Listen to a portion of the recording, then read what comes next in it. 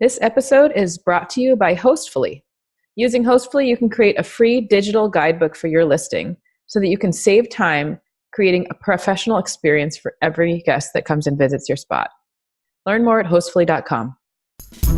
Welcome to Get Paid for Your Pad, the definitive show on Airbnb hosting, featuring the best advice on how to maximize profits from your Airbnb listing, as well as real-life experiences from Airbnb hosts all over the world.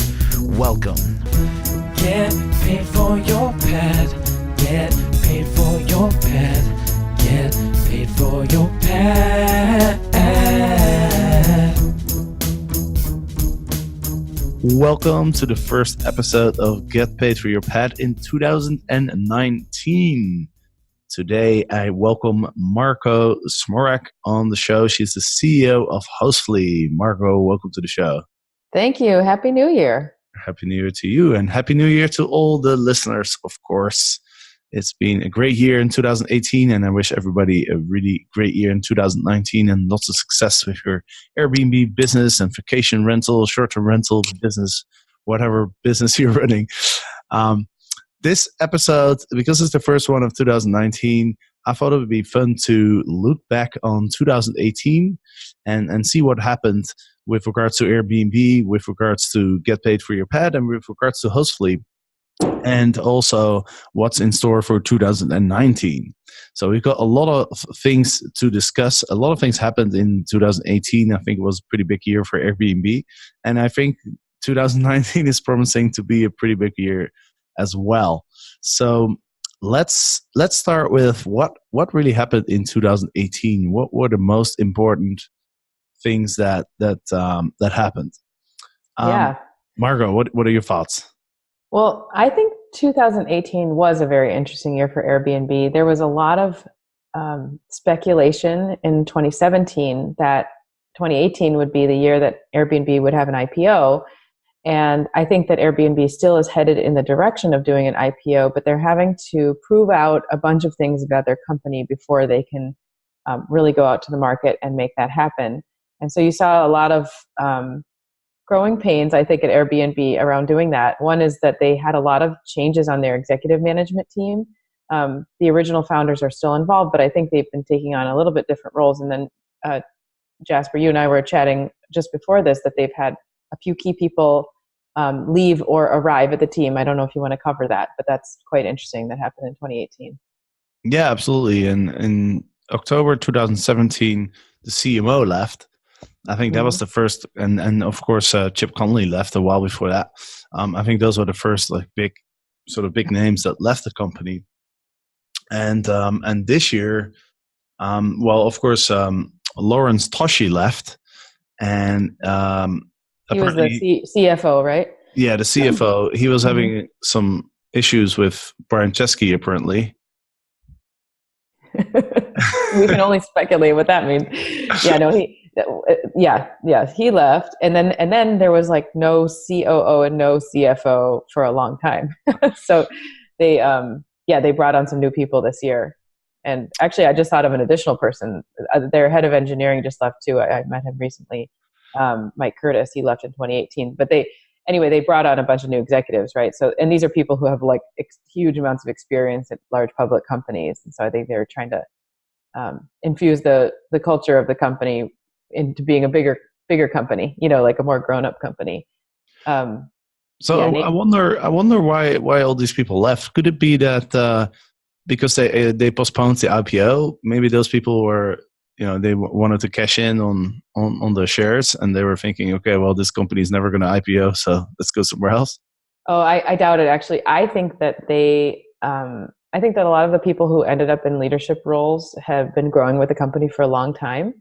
And it's great because they know the way the company works today. But I think that it's a problem when the company is trying to position itself to larger institutional investors, because institutional investors really want to see people who have run a P&L for a public company before. So they brought on a few folks from Amazon that have done that.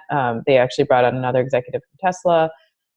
And if I'm an investor and I'm looking at Airbnb and I'm saying, okay, I believe that this company can grow to be, 10 times, 30 times, 50 times what it is today, I really want to bring on someone who has the skill at running a company of that size. And I think that while the people who were at Airbnb did a really great job of growing the company to where it is today, they just don't have the experience of doing it, for hundreds of millions of dollars versus tens of millions of dollars. That's a really different function. So I think a lot of it has to do with positioning to the public markets and also just like business acumen. You have like people who have been at a scrappy startup and sort of pulled themselves up by their bootstraps doing a lot for a long time. And then I think they get to this point where I agree with you, but they're probably a little burnt out and things are not going as fast as they hope they would. But then they also just don't have the benefit of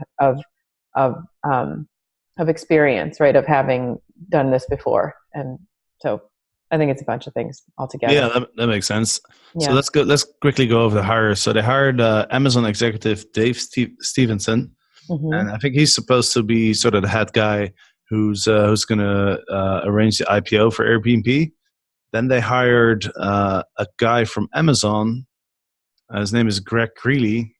I think you might have heard of him. Yeah, he's focused on Airbnb homes, and he comes from Amazon Prime, and I think he is really digging in on the customer experience and what areas Airbnb can be working on better to ensure that. And I can just say, as a very loyal Amazon Prime user, Amazon Prime has done an amazing job. I use it so much that I sort of joke that I ordered my children on Amazon Prime because I basically use it all the time. I didn't actually do that, but Amazon Prime has done a really good job of building a really loyal, large customer base, right, that use their product all the time. And I'm sure that Airbnb would love to become that ubiquitous travel company that everyone goes to book flights and to book experiences and to book vacation rentals on top of that too. So that makes a lot of sense. Yeah. Talking about Amazon, it's so cheap to order stuff on Amazon, and with the shipping that they charge, they must be losing a lot of money on some of these shipments. Actually, yeah. I read the other day. I read that they were going to get rid of their most unprofitable products because at some point they have to make money too, don't they? Yes, and they have to be losing money on a lot of this. I mean, the fact that I can get stuff overnight to my house, that's very obscure. It means that they have to have a facility nearby, right? Like a big warehouse that has all this random stuff in it. And they get it to my door by the next day. It's pretty remarkable. So they have to be losing money, but I'm just hanging on. Well, it's convenient, especially while I have small children. I'll take the convenience factor over everything else.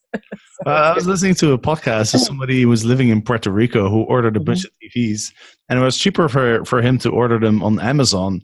And so they would ship them from outside of Puerto Rico, from the mainland, and it was still cheaper than going to the local store. Wow. But even some of the TVs that he ordered were broken, and so he shipped them back, and Amazon paid for that, and they shipped a new one as well because the other one was broken. So I mean, and then he looked at shipping costs from US to Puerto Rico, and it was 60% of the value of the TV or something. That's right. I mean, and does Amazon outsource their shipping in that way? I mean, they must, right? Or do they actually ship it themselves? They are basically a shipping company too. I mean, if they are doing it themselves. Anyway, that's very interesting. But that's why you want to bring these people into Airbnb, because they have this amount of scale and experience of international and just thinking really, really deeply about all the different ways that you can make money once you're getting somebody on the hook. So yeah, I think that's why they brought them on. The other hire is Tesla's global sales director. His name is Didn Kim, and he's joined Airbnb pretty recently, actually. That was December 2018, so it's not too long ago. Yep. He's focused on Plus, which is another difference that we were going to talk about in 2018 versus previous years, right? About how Airbnb rolled out a bunch of different segment-focused programs. So Airbnb Plus was the one for business travelers, and then there was also a bunch of other segments that Airbnb Select. Yes, thank you. Airbnb Select, and also I think they have a unique segment, and they were gonna have a boutique and B&B's segment. So they're trying to look at their inventory and kind of group it into different batches, and then run more targeted search stuff like SEO around it, right? So if they know more about you as a traveler, they'll give you the kind of listing that you want, as opposed to just seeing all the listings and having to select them yourself. Which makes a lot of sense. They're trying to expand their customer base and get them to be more loyal for those different segments. I would do that if I were them too. Yeah, on that note, first of all, Airbnb Plus, I'm really curious to see if people are actually making a lot more money with the Airbnb Plus listings, because it's quite a lot of effort to make your listing qualify for Airbnb Plus. I'm here in Taipei in Taiwan right now. I'm doing some personal development coaching, and I have my colleague here is somebody you interviewed on the podcast before. His name is Blake, and he's on Airbnb Plus in Melbourne, Australia, and he's been doing it for a while. It took him a long time to get his listing up and to make all the adjustments and stuff. But I just asked him, like, how's it going? Because he has another listing that's not Airbnb Plus, and so I was curious to see, how the Airbnb Plus listing was going to outperform the regular listing. And so far, he actually hasn't seen much difference in terms of revenue. So I thought that was pretty interesting because that is interesting. Well, the Plus program in the beginning was free, and then you actually had to pay for it. I don't know if your friend ended up paying, but I love that he has 2 listings and he can kind of A/B test it, right?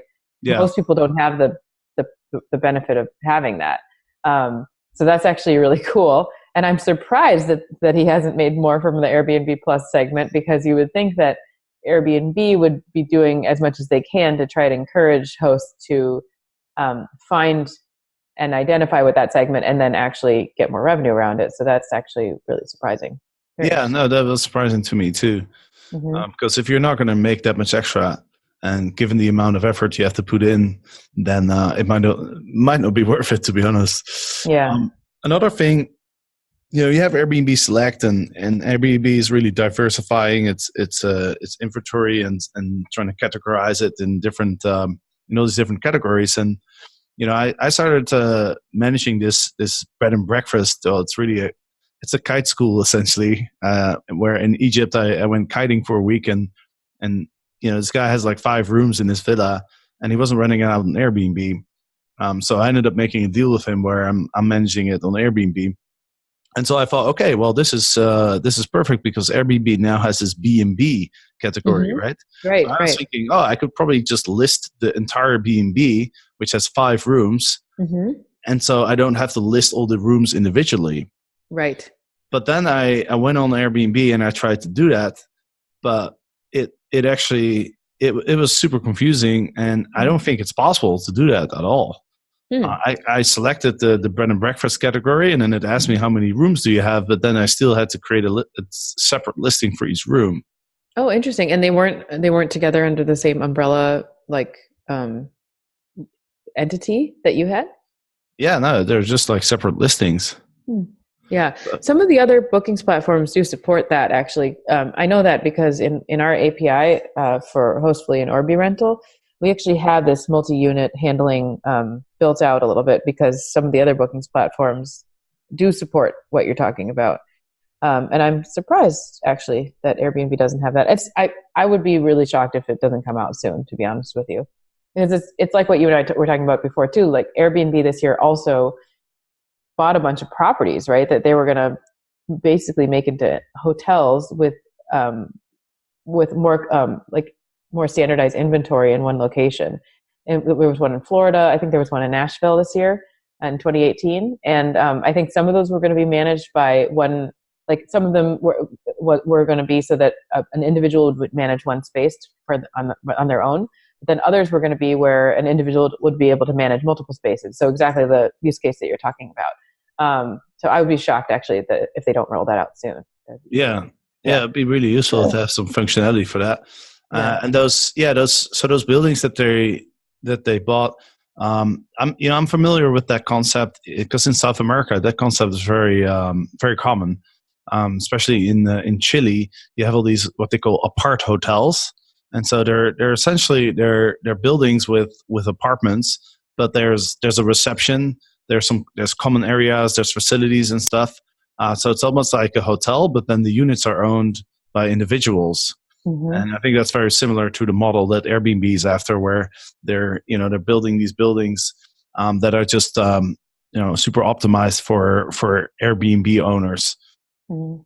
So yeah, there's Yeah, and it's funny because last year there was also a startup called Sonder, Sonder, which is sort of the darling of a lot of venture capitalists. Like, they've done really well. I've heard from investors that they're doing well. So I don't know, I haven't seen it firsthand, but that company is doing exactly what Airbnb is doing right now, which is they're building they're building a network of vacation rentals that have a very standardized set of amenities so that it feels like a hotel. So it's kind of like when you book at a Starwood, you get the Starwood bed.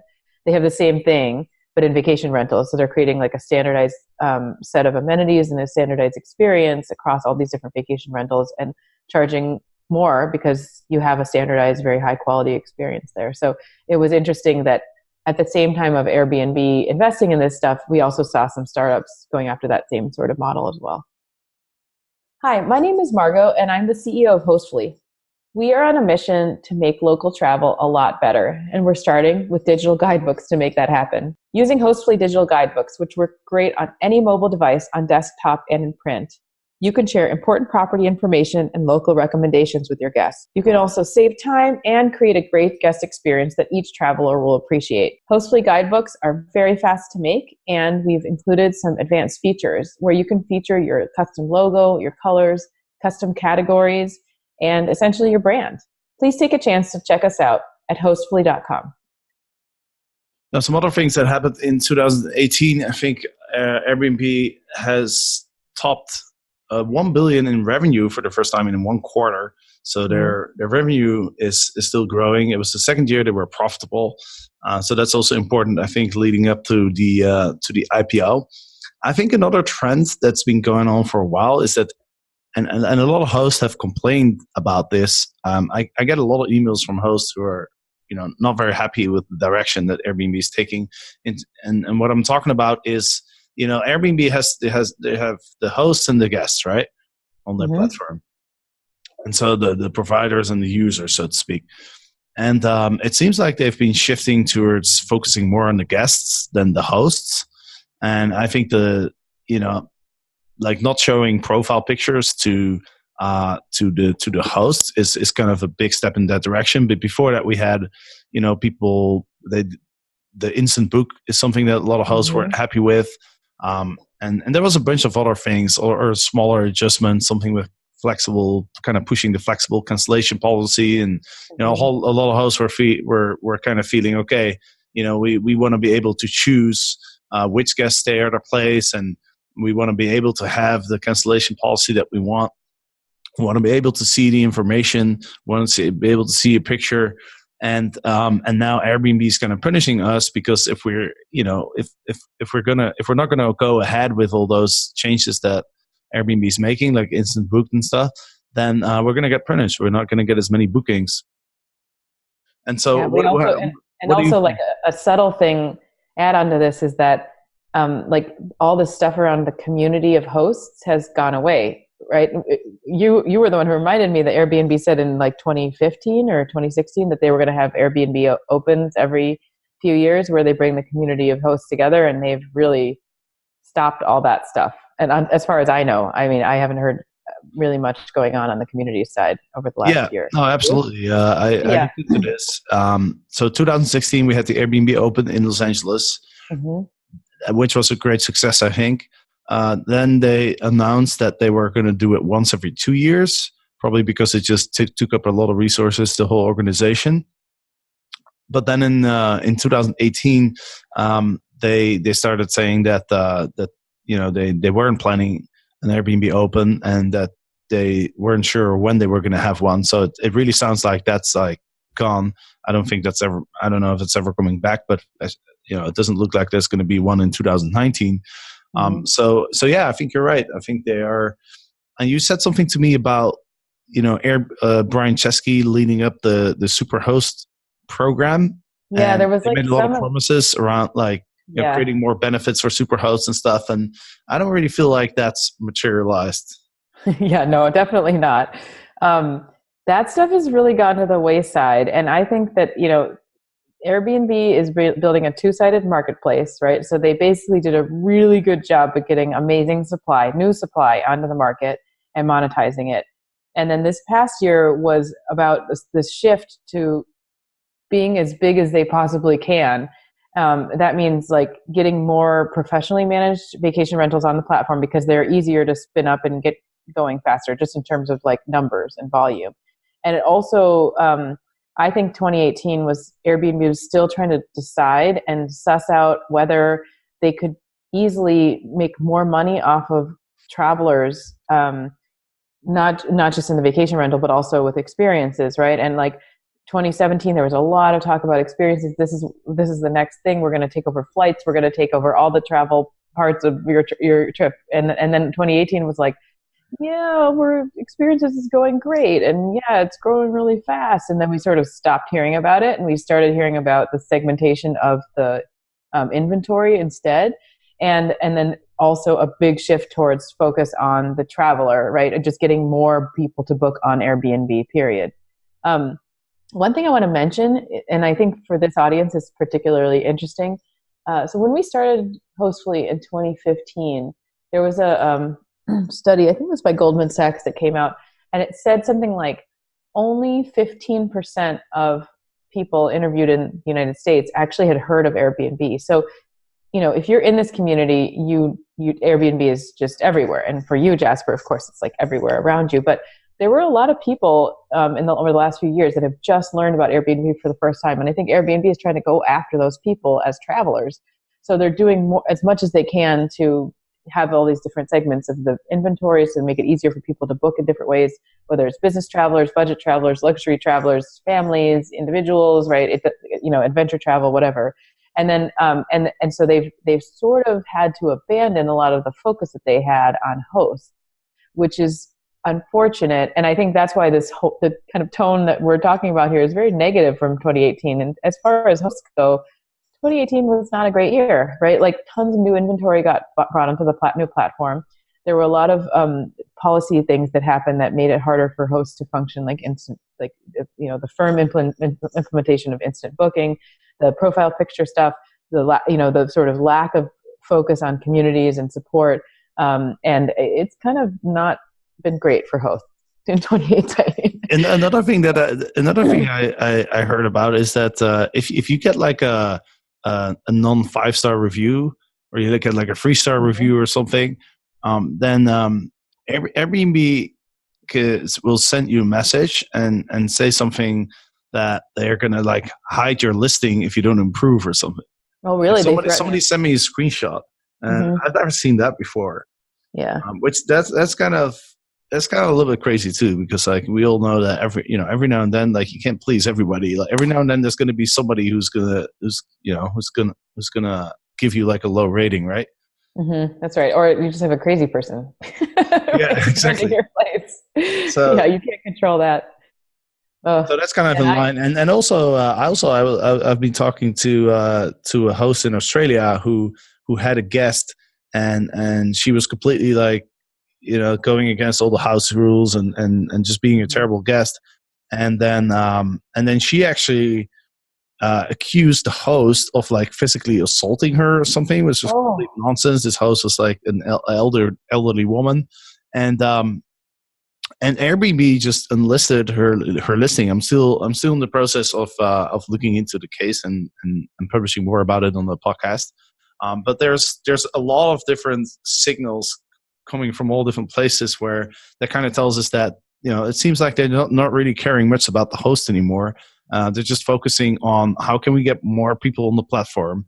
And whenever they have to make a choice, they'll decide in the guest favor. Mm-hmm. Yeah. So that's kind of a trend that's been going on for a while, and I guess that's in line with their goal of IPOing, and they want to have as many new users on the platform as possible to make it an attractive investment. What's going on with Hostfully in 2018? You guys have had some changes now. We've had some really big changes. It's been an amazing year for us. We merged 2 companies together at the beginning of the year. So Airbnb Rental, which is a property management software, and also helps to distribute properties across multiple bookings platforms. We'd been talking to CTO, CEO, Stefan Osmont there for a long time. And we finalized the merger earlier this year in January, actually.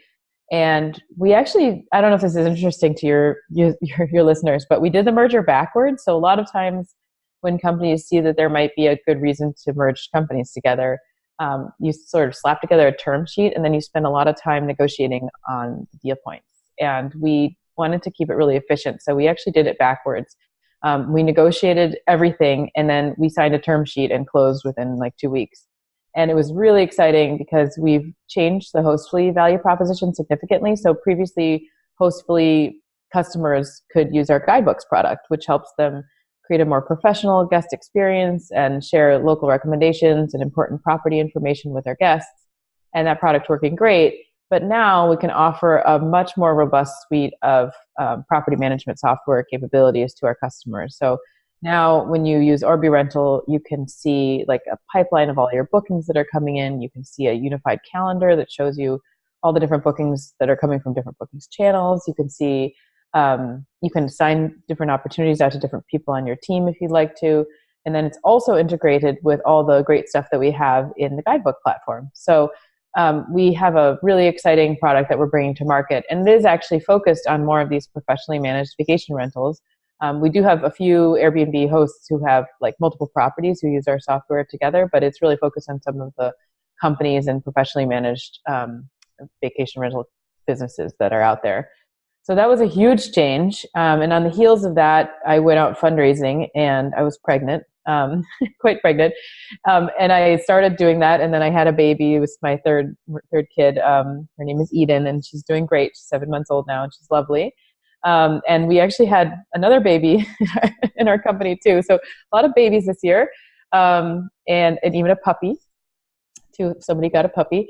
And then we came back and I came back from maternity leave. And at that point, the companies had been working together for 6 months. And so, it takes some time to merge together the operations of two businesses, but we did such a great job and the teams are working really well together. We are really thrilled to be working as one team now. And, now there's just no question about how well we work together. We're just doing great. So we saw a lot of growth in the company. We kicked off a seed round, which happened in the fall, and we actually landed our dream lead investor. His name is Charles Hudson with Precursor Ventures, and so now we're off to the races. Just finalizing the round right now, and we're going to be growing a lot this year. So it's been a really exciting year. To be honest with you, I never thought that having a third child would be possible in the midst of all this growth. But I've learned about myself that more is more, and I just love it. And I'm really enjoying the whole experience. And awesome. I was telling my husband that I think it's been the biggest year of my life. So I've been really, really happy about everything. Yeah. Well, congratulations with all that. And Thanks. It's great to hear you're having had such a great year. I'm talking about Hostfully. I recently actually created a Hostfully guidebook for my listing in Cali in Colombia. Mm-hmm. And so that's looking really good. I'll send out an email with a link so that anybody who's interested in seeing what a guidebook looks like. I mean, it's one of the first tools, honestly, that I started using when I when I was hosting back in the day in Amsterdam. Beyond Pricing was the first one I used, and I think Hostfully was the second one. Mm-hmm. And I loved it. But what I found really useful about it is that you can send a link in an Airbnb message with a link to the Hostfully guidebook, so that you don't have to send an extra email, and it looks much better. It's printable, and so back in the day I developed a system where I used SmartBnB to send an automated message. Was somebody booked my listing, they would get an automated message with a link to the Hostfully guidebook, and so that was all I need to do. I didn't have to do anything else because the guidebook contains all the information, so I wouldn't get a lot of questions. And that way, for me, it was all about like, how do I manage my Airbnb remotely without spending too much time on it? So Hostfully was definitely a big game changer for me. So I'll send out an email with the guidebook that I created for my listing in Cali. I know I've talked a lot about this particular investment, so I'm sure there might be some people who are curious to see what it looks like. Mm-hmm. So I'll send that email out. I'll add it to the show notes for this podcast as well. But if you're not on my email list, go to getpaidforyourpad.com, and there you can easily sign up, and you get a report with my favorite tools actually as well. I think we're kind of running out of time here. I know. I just wanted to mention one quick thing, which we rolled out a bunch of new features that actually help you make it more personalized for your listing, like easier white labeling, custom colors, custom categories. These are just a few that we rolled out in the past few months. So even if you haven't looked at Hostfully for a while, you might want to take another look, because it gives you even more opportunities to make it your own and make it really be about your listing, and not look like anything else. So yeah, hopefully people check it out. Thank you for the endorsement. It's just one of my favorite tools. If you're interested, I'll send out an email, but you can also go to hostfully.com.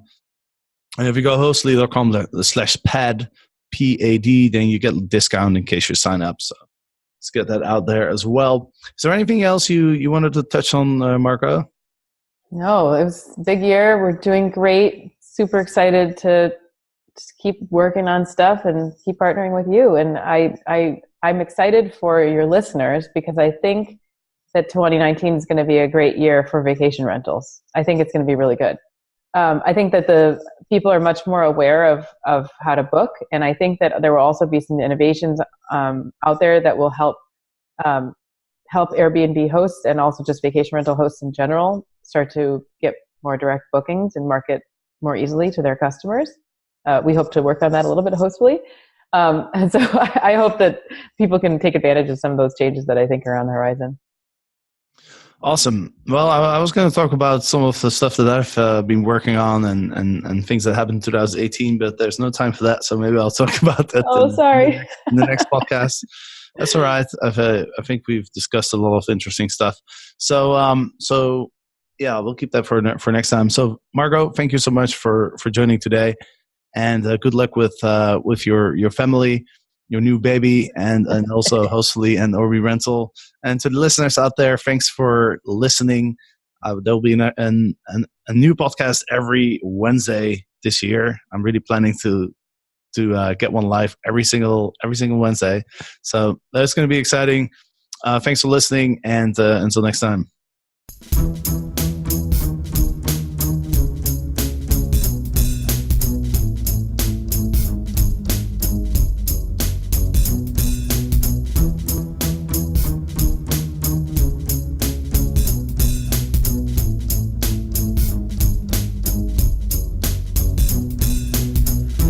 Get paid for your pad.